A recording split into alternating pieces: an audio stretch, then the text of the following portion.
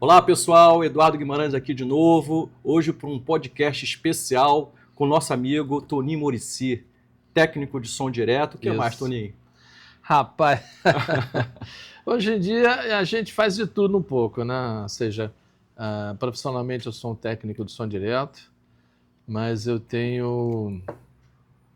Aliás, antes de ser um técnico de som direto, eu já tinha sido um diretor premiado com Super 8 sonoro. Então, antes de entrar nesse assunto, vamos voltar um pouquinho no tempo. Toninho Muricy, como é que tu entrou nessa onda de cinema? Rapaz, Eduardo, eu ia fazer vestibular para biologia marinha. Tudo a ver? Mas eu estava no São Vicente, no segundo científico, naquela época chamava segundo científico, e eu cheguei a fazer vestibular para biologia marinha da Rural, para testar, né? Essa coisa de, ainda não tenho o segundo grau completo, mas vou tentar, para ver como é que eu me saio. E passei em terceiro lugar para Rural. Aí eu digo, caraca, e agora? Eu digo, bom, eu não tenho o diploma de segundo grau. Se eu for entrar com mandato para entrar na faculdade no meio da história e cair, eu perco esse tempo todo. Então, esse ano eu já passei, ano que vem eu vou passar de novo, tá tranquilo. E passei o terceiro ano do segundo grau do São Vicente, no científico, jogando ping-pong com o Moredson, que era o namorado da Maria, da minha irmã. Já estava tranquilão que ia passar. E por incrível que pareça, nesse período eu resolvi mudar para cinema, né? Porque o cinema ia me permitir viajar, ia me permitir fotografar, trabalhar com música, escrever, unir uma série de coisas que eu gostava de fazer, né? Então, integrar mais aspectos do que eu gostava. E eu queria dirigir. Então fiz vestibular esse ano para a UF, cinema na UF. E foi o mesmo ano que o Fábio Barreto. Eu e o Fábio entramos juntos na UF. E por incrível que pareça, esse ano no São Vicente, os dois únicos primeiros lugares que aconteceram foram eu para cinema e o Moredson para economia na UF também, se eu não me engano. Era. E aí o pessoal ficou bolado, né? Porque, pô, quem ficou jogando ping-pong se deu bem, quem estudou a beça. Mas, enfim, coisas que acontecem, né? Então, eu comecei a fazer o curso na UF, mas confesso que foi uma decepção. Isso era 74, 75, por aí. 75. Porque o curso na UF naquele tempo... A UF não tinha estrutura, né? Além de ser uma repressão, era governo militar e tal, então tinha um diretor de departamento muito reacionário, assim, e a gente não filmava, a gente não tinha câmera, não tinha negativo, tinha uns refletores. Era um curso de cinema que não filmava. E aí, um pouco depois, abriu uma faculdade que era em Jacarepaguá, chamado CUP, Centro Unificado Profissional. Era uma faculdade particular da Amélia Lacombe. Mas você terminou o curso? Chegou a terminar? Não cheguei. Mas essa faculdade, ela tinha uma estrutura. Essa tinha uma estrutura. Tinha laboratório de vídeo, tinha laboratório de fotografia e a nata dos professores da época. Para você ter uma ideia, Ana Arruda Calado, que era mulher do Antônio Calado, do escritor, mas que foi chefe de redação do Jornal do Brasil.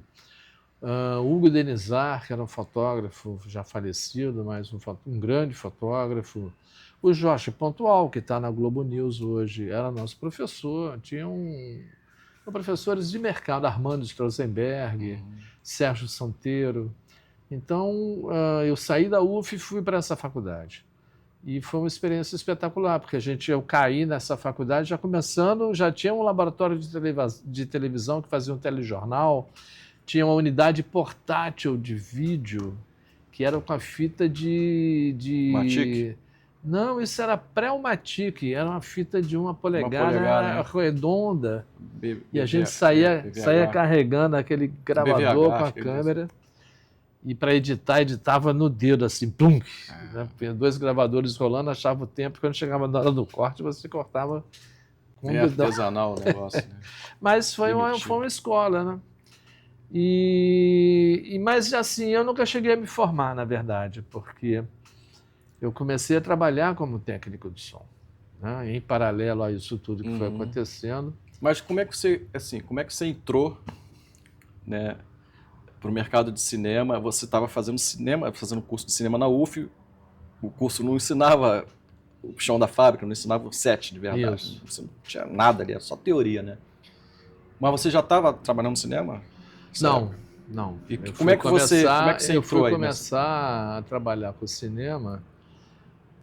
O meu primeiro estágio num longa-metragem, Você começou como estagiário? eu fiz um estágio de assistente de câmera Sim. no Menino do Rio, Sim. 1981.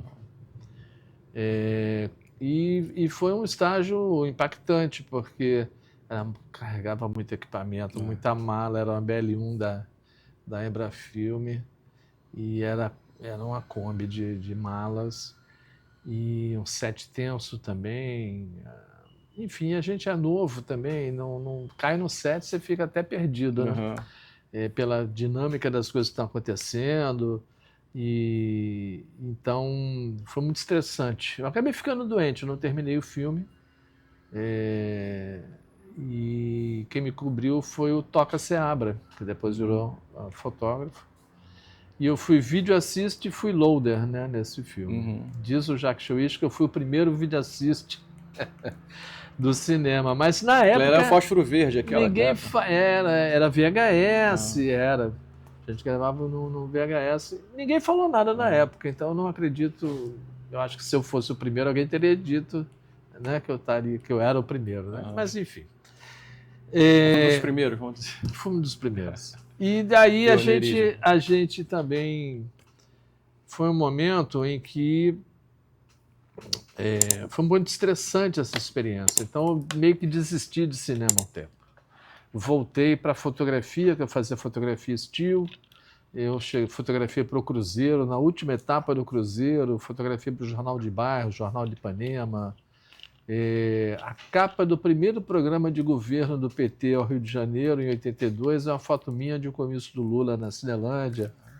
Enfim, fui still da campanha do PT de 82, né? Fotografei Benedita da Silva concorrendo a vereadora, Lúcia Arruda para deputada estadual, que era da campanha dela, e a querida e maravilhosa Lélia Gonzalez, de saudosa memória, para federal, que acabou não sendo eleita, mas foi uma pessoa marcante, né?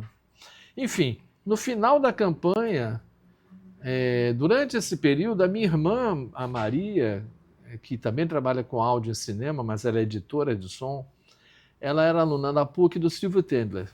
E o Silvio Tendler estava fazendo Django. E ela começou a trabalhar no Django, e um dia a gente foi... precisou de um carro adicional para ir fazer uma filmagem em Itacuruçá. E aí eu tinha carro, estava de bobeira, disse, vai, paga a gasolina, paga o almoço, então vamos nessa, vou ajudar. E aí, daqui a pouco, eu já estava também, o Silvio Tendler tinha comprado os arquivos da TV Tupi, os rolinhos de telejornal com os filmes em 16mm, tinha centenas de filmes para classificar. E aí eu comecei a classificar os rolinhos na Caliban, no Silvio Tendler. Daqui a pouco eu era assistente de produção, e o Django foi finalizado num laboratório chamado Hobby Filmes, que hoje é Hobby Digital. O Roberto Carvalho estava chegando da Inglaterra, era ele, a esposa dele, a querida e saudosa Cláudia Kalmanovitz. Ele era o técnico, ele era gerente, e o estagiário do Roberto estava saindo, e eu ia levar o material do Silvio Tendler para pós-produção, e aí sempre fui do som, eu dava as festas lá em casa, era DJ das festas lá em casa, sempre tinha facilidade com o equipamento, e sempre fui fascinado com o som. E aí ele me convidou para estagiar lá. Ele disse, olha, se você esperar acabar a campanha do PT, eu vou. E aí foi isso, a gente terminou a campanha no final do ano, e no ano seguinte a gente começou a estagiar lá. Um parênteses que eu quero fazer é que no meu primeiro ano de UF, voltando um pouco atrás, eu convenci o Jorge Luiz, que era o coordenador do São Vicente, a financiar um Super 8 cobrindo as eleições do Grêmio Estudantil do São Vicente. Então, aí que entrou a Super 8. Eu gravava com a Super 8, meu irmão Maurício ficava com o gravador cassete pegando a voz das pessoas, os comícios, né? Porque naquela época eram os únicos colégios que tinha eleição para Grêmio naquele momento. E eu depois montei o filme, e com esse filme Super 8 eu ganhei um terceiro lugar no segundo Festival Nacional de Curta-Metragem da Embrafilme e da Aliança Francesa. Então você chegou a montar o filme? Montei o filme, coloquei som, sincronizamos o som, e esse filme ganhou esse prêmio, e ele me permitiu, limpou a minha barra com a família, que minha mãe estava desesperada de fazer cinema. E você, isso não é coisa para... Até que ele tem jeito e tal, vamos dar um... Não, porque tinha uma visão, né? Quem trabalhava com cinema, que trabalhava com teatro, Tava lascado, né? Ia morrer de fome. Ela dizia, você vai morrer de fome. Se é coisa de playboy ou coisa de milionário, enfim, quem entra nessa aí vai acabar entrando furado. Até porque existia uma certa repressão com o meio artístico.